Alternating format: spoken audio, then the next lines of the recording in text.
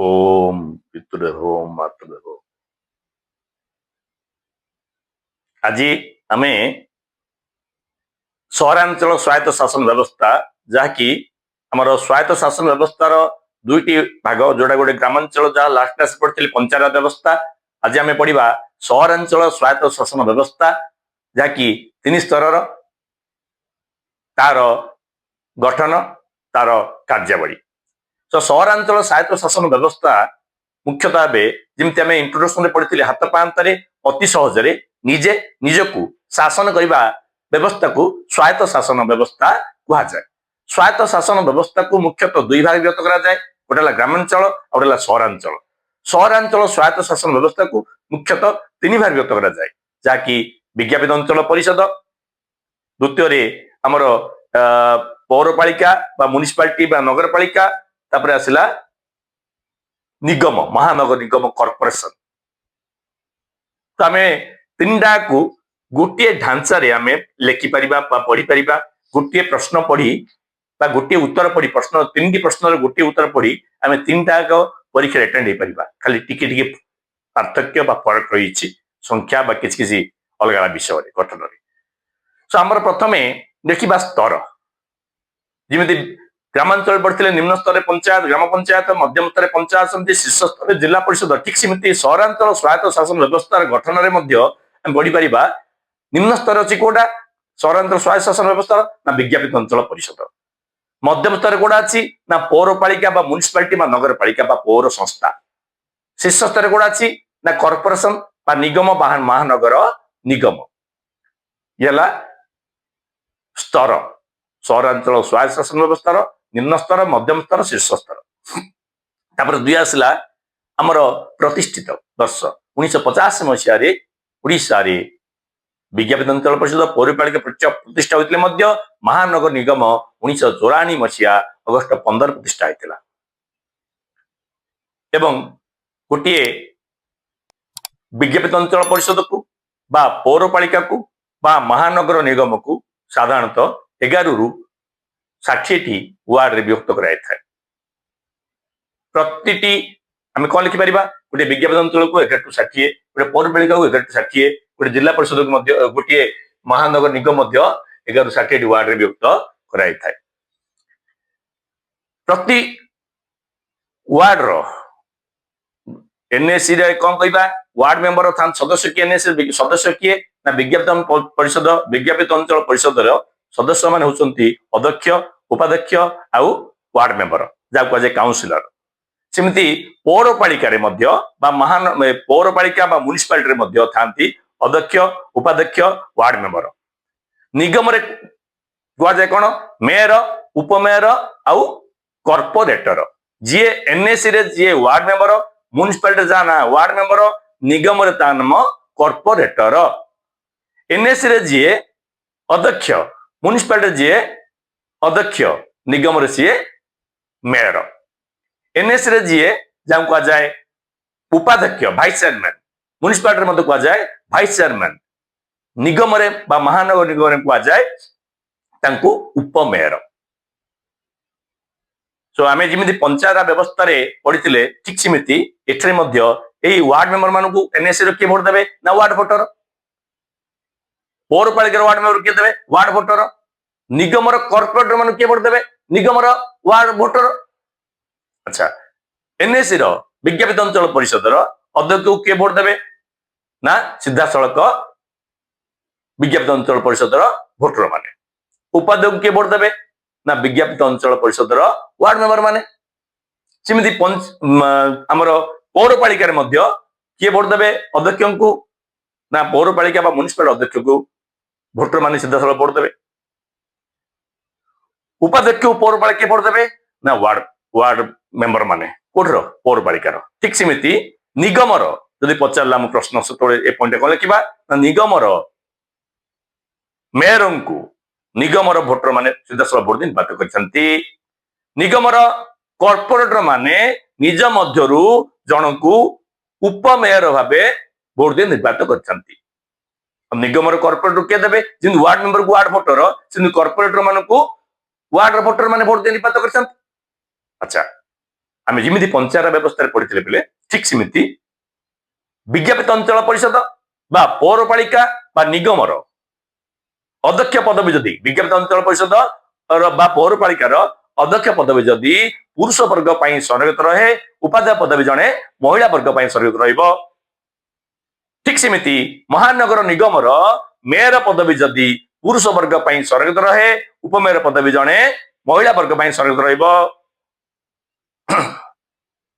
एवं जड़े पुरुष जड़े महिला क्षेत्र में काम करे जेहेतु अध्यक्ष यदि पुरुष हे उपाध्यक्ष महिला उपाध्यक्ष यदि पुरुष हे अध्यक्ष महिला से मेयर जदि पुरुष उपमेयर पद क्या महिला स्थान संरक्षण भारतीय निर्वाचन में भारत स्वायत्त शासन निर्वाचन में सहरांचल ग्रामांचल निर्वाचन में महिला मान शतकड़ा 33 ठीक सेमती ओडिशा महिला मान 50 भाग स्थान संरक्षण रही है कोटे उभय विज्ञापित अंचल परिषद पौरपालिका महानगर निगम निर्वाचन संख्या ओडिशा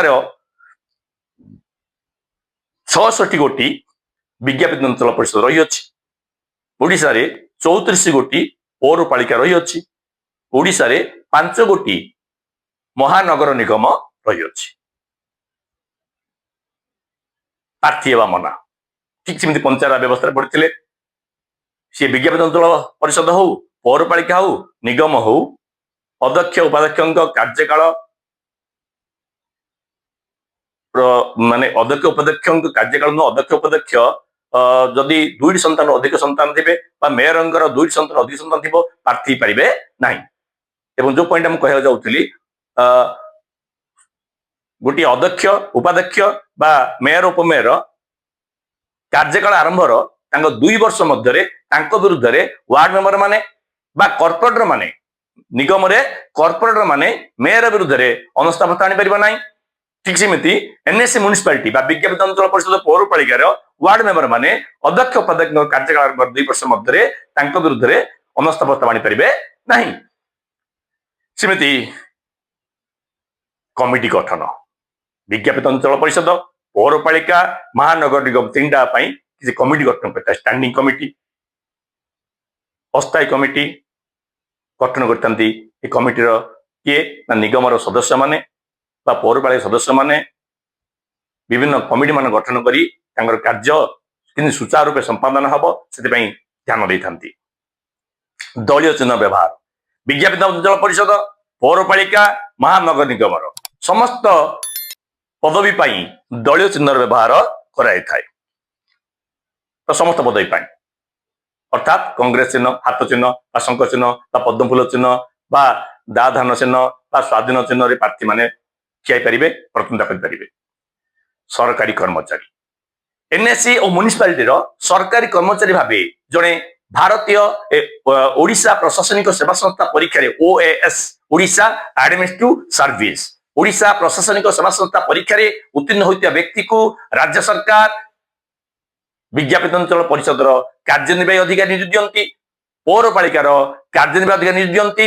ठीक सेमती निगमर सरकारी कार्य दायित्व ग्रहण करने परिचालन करने राज्य सरकार जड़े आईएएस पाया व्यक्ति इंडियन एडमिनिस्ट्रेटिव सर्विस भारतीय प्रशासनिक सेवा संस्था परीक्षा उत्तीर्ण होता व्यक्ति को राज्य सरकार निगमर म्युनिसिपल कमिशनर नियुक्ति दियंती। एक प्रश्न आसब परीक्षा निगमर सरकारी मुख्य को कौन कह जाए ना म्युनिसिपल कमिशनर किंतु प्रश्न पचार निगमर मुख्य कौन कह जाए ना मेयर निगमर मुख्य किए मेयर निगमर सरकारी मुख्य यदि पचारा आम कौन लिखिपर ना म्युनिसिपल कमिशनर हूँ निगमर सरकारी मुख्य एवं यही जो एनएससी म्युनिसिपालिटी कार्यनिर्वाही अधिकारी और निगमर म्युनिसिपल कमिशनर को साहाय्य करने शिक्षा अधिकारी स्वास्थ्य अधिकारी कृषि अधिकारी जंत्री इंजीनियर बा जंत्री सहकारी जंत्री असिस्टेंट इंजीनियर एम नियुक्ति देते राज्य सरकार दरमा प्राप्त कर्मचारी निर्वाचित व्यक्ति नुहति परिचालना करने विज्ञापित अंचल परिषद पौरपालिका निगमर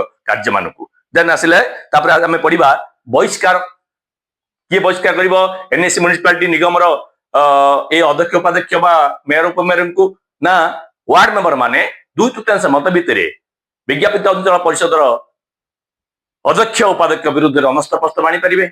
सेमती ବହିଷ୍କୃତ କରିପାରିବେ। ସେମିତି ପୌରପାଳିକାର ମଧ୍ୟ ୱାର୍ଡ ମେୟର ଆଣିପାରିବେ। ନିଗମର 2/3 କର୍ପୋରେଟର ମାନେ ମେୟର ଉପମେୟରଙ୍କ କାର୍ଯ୍ୟକାଳ 2 ବର୍ଷ ମଧ୍ୟରେ ଅନୁସ୍ତାପ ଆଣିପାରିବେ ନାହିଁ। 2 ବର୍ଷ ପରେ ଅନୁସ୍ତାପ ପତ୍ର ଆଣି ତାଙ୍କୁ ପଦଚ୍ୟୁତି ବା ଗାୟଚ୍ୟୁତ କରିପାରିବେ। ଇଏ ହେଲା ଆମର ବିଜ୍ଞାପିତ ଅଞ୍ଚଳ ପରିଷଦ, ପୌରପାଳିକା, ନିଗମ ଯୋଉଟା ପଚାରୁ ତାର ଗଠନର କମାଣ୍ଡ ପଏଣ୍ଟ ଟିକେ ଟିକେ ପୃଥକ ଅଛି ସଂଖ୍ୟାରେ, ନହେଲେ ସବୁ ଯାକ ପ୍ରାୟ ସମାନ। କାର୍ଯ୍ୟାବଳୀ ମଧ୍ୟ 3ଟା ଆଗରେ ଗୋଟିଏ ଆମେ ଲେଖିପାରିବା। ବାଧ୍ୟତାମୂଳକ କାର୍ଯ୍ୟ, ଇଚ୍ଛାଧୀନ କାର୍ଯ୍ୟରେ ଜଳ ବିଦ୍ୟୁତ ଯୋଗାଣ, ଏନ୍ଏସି ର ମ୍ୟୁନିସିପାଲିଟି ନିଗମ 3ଟା ଆଗରେ ଲେଖିପାରିବା ଆମେ ବାଧ୍ୟତାମୂଳକ କାର୍ଯ୍ୟ ଏକରେ ଜଳ ବିଦ୍ୟୁତ ଯୋଗାଣ, ଶିକ୍ଷା, ଜନସ୍ୱାସ୍ଥ୍ୟ ଓ ରୋଗର ପ୍ରତିକାର।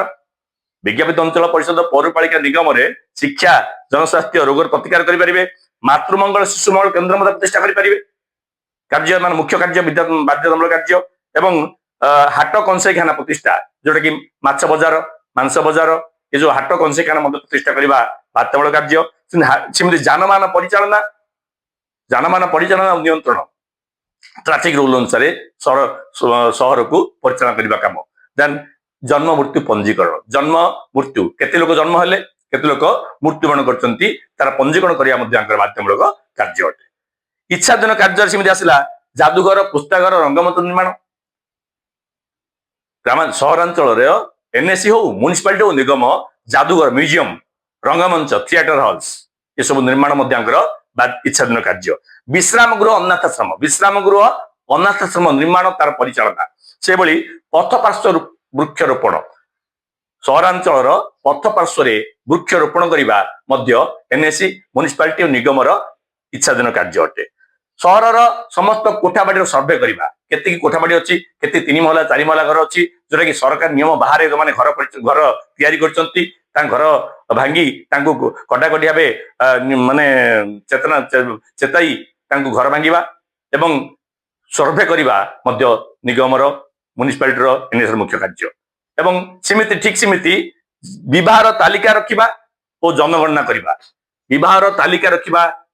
କରିବା, ଏବଂ ମୁଖ୍ୟତଃ ଭାବେ ସାମାଜିକ ବନୀକରଣ କାର୍ଯ୍ୟ ଏନ୍ଏସି, ମ୍ୟୁନିସିପାଲିଟି ଓ ନିଗମ ହାତକୁ ନେଇଥାନ୍ତି।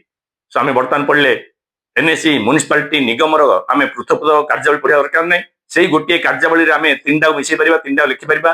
ବାଧ୍ୟତାମୂଳକ କାର୍ଯ୍ୟର 5-6ଟି ପଏଣ୍ଟ ଏବଂ ଇଚ୍ଛାଧୀନ କାର୍ଯ୍ୟର 5-6ଟି ପଏଣ୍ଟ। ଏବଂ ପରବର୍ତ୍ତୀ କ୍ଲାସ ଆମେ ଆରମ୍ଭ କରିବା ୟୁନିଟି 3 ଆଞ୍ଚଳିକତାବାଦ, କାରଣ ପ୍ରତିକାର, ଇମ୍ପୋର୍ଟାଣ୍ଟ କ୍ୱେଶ୍ଚିନ୍, ସାମ୍ପ୍ରଦାୟବାଦ, କାରଣ ପ୍ରତିକାର, ଜାତିବାଦ, କାରଣ ପ୍ରତିକାର। ଧନ୍ୟବାଦ।